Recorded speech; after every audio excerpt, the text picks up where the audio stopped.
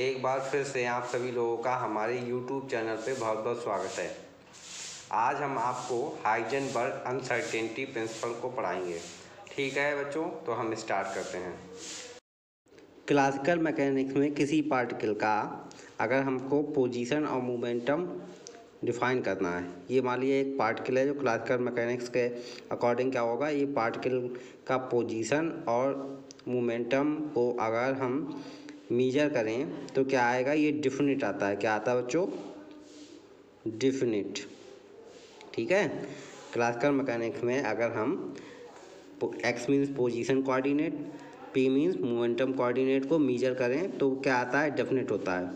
ठीक है, लेकिन जब हम क्वांटम मैकेनिक्स की बात करते हैं तब क्या होता है कि जो पार्टिकल का अगर हम पोजीशन और पार्टिकल का मोमेंटम साइमल्टेनियसली मीन्स एक साथ हम मीजर करें तो क्या होगा, तो उसमें एरर आता है। अगर हम क्या करेंगे, अगर हम पोजीशन कोऑर्डिनेट को मीजर करेंगे तो मोमेंटम कोऑर्डिनेट में, और अगर हम मोमेंटम कोऑर्डिनेट को मीजर करेंगे तो पोजीशन कोऑर्डिनेट में एरर अनसर्टेनिटी आएगा।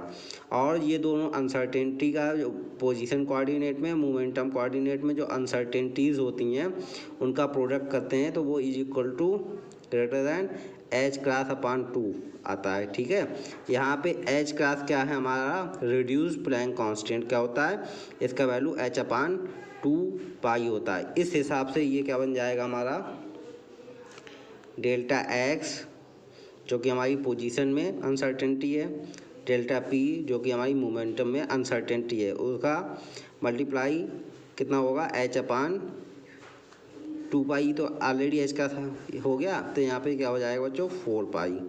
ठीक है, तो हमारा ये होता है हाइजेनबर्ग अनसर्टेनिटी प्रिंसिपल। क्या होता है बच्चों, हाइजेनबर्ग अनसर्टेनिटी प्रिंसिपल। तो क्या बताया हमने आपको कि अगर किसी पार्टिकल का पोजीशन और मोमेंटम को मीजर करते हैं किस में, हम क्लासिकल मैकेनिक्स में, तो क्या होता है, डेफिनेट होता है। लेकिन जब हम क्लासिकल मैकेनिक्स के मूव करके किस में आते हैं, क्वांटम मैकेनिक्स में, तो अगर हम पार्टिकल का पोजीशन और पार्टिकल का मोमेंटम एक साथ मीजर करना चाहें साइमल्टेनियसली, तो क्या होता है कि उनमें एरर होता है। क्या आपका अगर पोजीशन कोऑर्डिनेट को मीजर करेंगे हम तो किस में अनसर्टेनिटी आएगा, इसमें आपका मोमेंटम कोऑर्डिनेट में अनसर्टेनिटी आएगा। अगर हम मोमेंटम कोऑर्डिनेट को क्या करेंगे, मीजर करेंगे तो आपका पोजीशन कोऑर्डिनेट में अनसर्टेनिटी आएगा। अब आप कहेंगे कि सर ऐसा क्यों होता है, तो हम आपको बता चुके हैं अपने पहले वीडियो में भी। कई बच्चों के माइंड में ये मिसकॉन्सेप्शन भी हो सकता है कि सर अगर हम हाई एक्यूरेसी के ऑपरेटर्स यूज करें तो जो एरर आ रहा है ना, वो एरर हो सकता है कि ना आए, लेकिन ऐसा नहीं होता है। ये एक बहुत बड़ा मिसकॉन्सेप्शन है। ये फंडामेंटल लॉ है, ये क्या है, बेसिक नेचर है। किसका, नेचर का बेसिक रूल ऑफ नेचर। ठीक है, ये बेसिक रूल है नेचर का। ये आपका अनसर्टेनिटी आएगा ही आएगा अगर हम पोजीशन कोऑर्डिनेट को मीजर करेंगे तो मोमेंटम कोऑर्डिनेट में, और मोमेंटम कोऑर्डिनेट को मीजर करेंगे तो पोजीशन कोऑर्डिनेट में अनसर्टेनिटी आएगा। ये क्यों आता है, ये आता है वेव नेचर की वजह से। क्या आता है, पार्टिकल के वेव नेचर की वजह से। हमने आपको अपने पिछले वीडियो में बताया है कि जब कोई पार्टिकल मूव करता है, ठीक है, तो उसके साथ क्या होती है, एक वेव एसोसिएट होती है। ठीक है, वेव एसोसिएट होती है।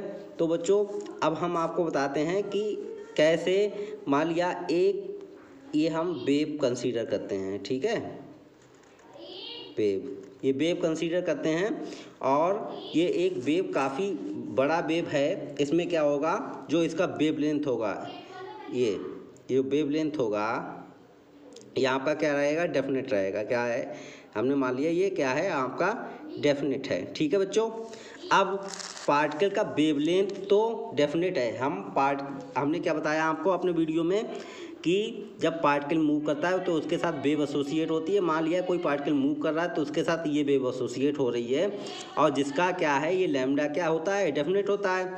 तो हमारे पास एक फार्मूला है, P = H/λ, ठीक है। तो आपका जब लैम्डा डेफिनेट हो गया बच्चों, अगर लैम्डा डेफिनेट हो गया तो पी ऑटोमेटिक डेफिनेट हो गया। ठीक है, अब हमने मोमेंटम जो कोऑर्डिनेट पी है वो तो हमारा डेफिनेट हो गया इस वाले वेव के लिए। ठीक है, डेफिनेट हो गया। अब हम बात करते हैं कि पार्टिकल का पोजीशन हम मेजर करें तो पार्टिकल कहाँ पे होगा बच्चों, ये जो वेव बनाया है इसी में, यहाँ पे भी हो सकता है, यहाँ पे भी, यहाँ पे भी, यहाँ पे भी, ये पूरे वेव में कहीं पे भी हो सकता है। ठीक है, तो हम श्योर नहीं है वो एट ए टाइम कहाँ पे होगा। तो ऑटोमेटिक है आपकी, आप इतना बड़ा वेव में कहाँ पे बताएंगे, नहीं बता पाएंगे ना। तो जब हम पोजीशन को मेजर करते हैं, वो मोमेंटम कोऑर्डिनेट को मेजर करेंगे तो पोजीशन में ऑटोमेटिक क्या हो जाता है, अनसर्टेनिटी हो जाता है। हम सर्टेन नहीं हो सकते कि पोजीशन पार्टिकल का इस वेव में, पूरे वेव में कहाँ पर होगा। ठीक है बच्चों, अब हम एक छोटा सा वेव कंसीडर करते हैं बच्चों। छोटा सा वेव कंसीडर कर लीजिए इस रीजन में, एक छोटा सा ये वेव कंसीडर किया है या वेव फंक्शन कंसीडर किया है। तो अब हम पार्टिकल की पोजीशन को मेजर करेंगे तो पार्टिकल की जो पोजीशन होगी वो कितना होगा, इस एरिया में ही पार्टिकल का पोजीशन कन्फाइंड होगा, यानी एक्स कोऑर्डिनेट किस में होगा, इस वाले इसमें ही होगा, इस एरिया में कन्फाइंड होगा पार्टिकल। ठीक है बच्चों, लेकिन अब हम मोमेंटम की बात करें, हम आपको ऑलरेडी अपने प्रीवियस वीडियो में बता चुके हैं इस टाइप का जो वेव होता है वो क्या होता है आपका, लोकलाइज्ड वेव। लोकलाइज्ड वेव क्या बोलते हैं बच्चों, इस वेव को हम क्या बोलते हैं, लोकलाइज्ड वेव। क्या बोलते हैं, लोकलाइज्ड वेव। ठीक है, लोकलाइज्ड वेव कैसे बनता है, तो लोकलाइज्ड वेव कई सारी, बहुत सारी वेव्स जो होती हैं उनका सुपर पोजीशन से बनता है। ठीक है, मान लीजिए ये इस वाली वेव का ये जो वेवलेंथ है वो λ1 है, इसका क्या है आपका बच्चों λ2 है, और इसका क्या है आपका λ3 है। तीनों लैम्डा हर अलग अलग वेव के लिए, एक वेव के लिए अगर लैम्डा की बात करें λ1 तो फिक्स होगा इस वेव के लिए, लेकिन जब अलग अलग बात करते हैं तो अलग अलग वेव्स के लिए लैम्डा चेंज हो रहा है। अब हमारा जो फार्मूला था P=H/λ, ये जो लैम्डा था, अब हमने पोजीशन तो कन्फाइंड कर लिया कि इस पोजीशन में पार्टिकल है। जो एरर होगा बहुत ही नेग्लिजिबल एरर होगा पोजीशन को मेजरमेंट करने में। लेकिन जब हम बात करेंगे मोमेंटम कोऑर्डिनेट की, तो मोमेंटम कोऑर्डिनेट क्या होता है, P=H/λ। अब हम कौन सा लैम्डा होगा, जो कई सारी लोकलाइज्ड वेव है वो कई सारी वेव्स के कॉम्बिनेशन से बना है, तो हम उस कंडीशन में कौन सा लैम्डा, एक्चुअल में कौन सा लैम्डा यहाँ पे होगा जिसकी वजह से ये हमारा मोमेंटम कोऑर्डिनेट होगा, ये अनसर्टेन हो जाता है।